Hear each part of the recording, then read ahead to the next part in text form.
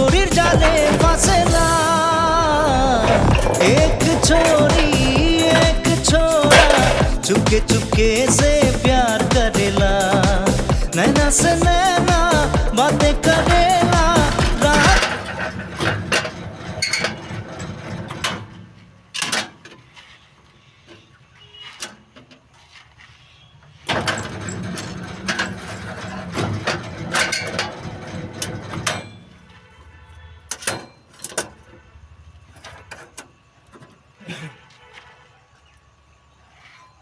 প্রবাস হইল নিজের জীবন।